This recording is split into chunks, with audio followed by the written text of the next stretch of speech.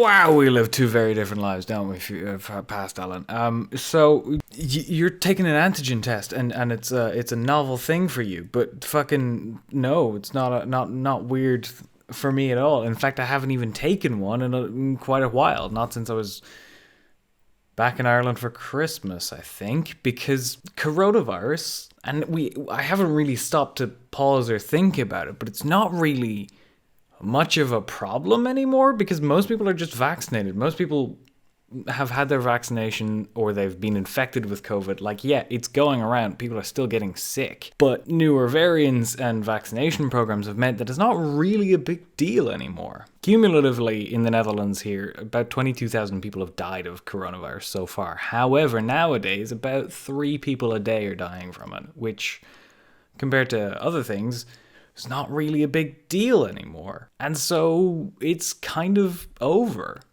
We kind of all thought that, at the end of coronavirus, we're going to go out and celebrate and, hey, everything's going to be back to normal. But no, it's just been so gradual that we've just kind of not noticed it. It's the fact that we have these year-apart videos contrasting the two different circumstances that we were in kind of boggles the mind. Like, we doesn't really feel like it's been less than a year, but yeah, you're only getting into the stage of being able to go out with confidence because you know with probable likelihood that you don't have coronavirus, and it's not a thing anymore. You also haven't been on campus at all. You've been paying rent to live in an accommodation that is really close to university, and you've just not gone to university. In semester 1 next year, you're going to be on campus once a week, and then semester 2, where I am at the moment, it's going to be twice a week.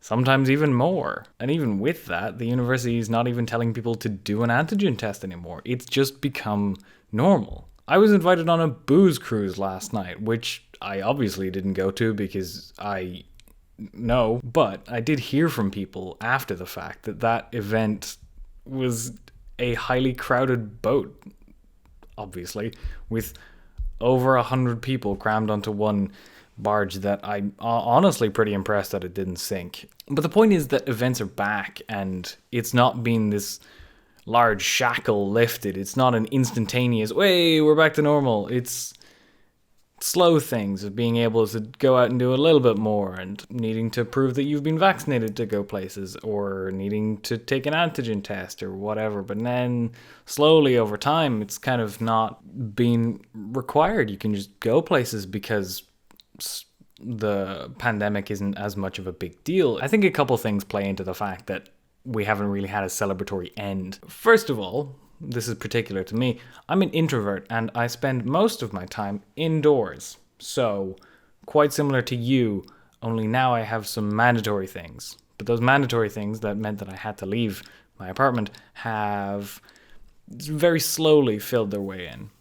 And so, your videos are very similar to my videos because we have the same social drive to do things. I stay at home, you stay at home, only I'm doing it by choice, and you're doing it because going outside will kill you, probably. Couple with that, the fact that there hasn't been any large event marking the end of a pandemic because it's just kind of weaned itself out. It's become endemic. Almost.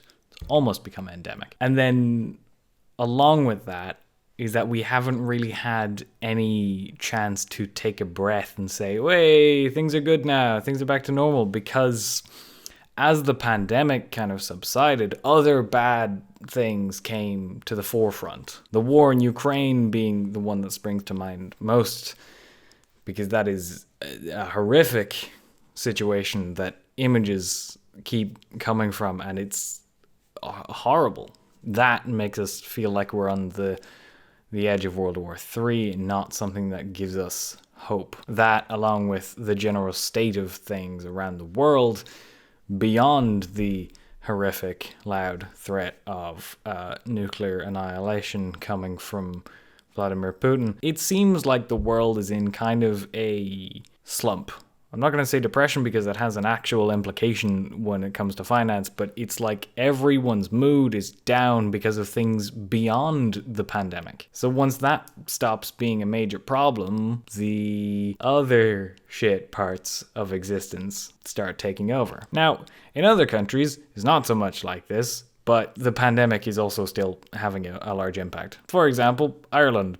Pandemic is still kind of a problem there, except, you can go places. It's fine. It's a little bit of a problem. And of course, in America, it's still a large problem because it's America. And a large part of that country just decided, no, vaccines are bad, despite I'm not going into it. The world is kind of shit. And living in the information age means that we have more information on the things that elicit the largest reaction. And the largest reaction is, more often than not, a bad one. The things that cause most people to talk about them are not the fun, enlightening, happy things. They are the disasters, the bad things, the things that drive us to feel angry. But as we often see in reality, good things come slowly, like the end of the pandemic or the eradication of smallpox or getting rid of polio or climbing out of the Great Recession of 2008. All of that stuff. When we get good things, they come very slowly and we don't get a single moment to celebrate them. As a result, we tend not to focus on them. And that's why,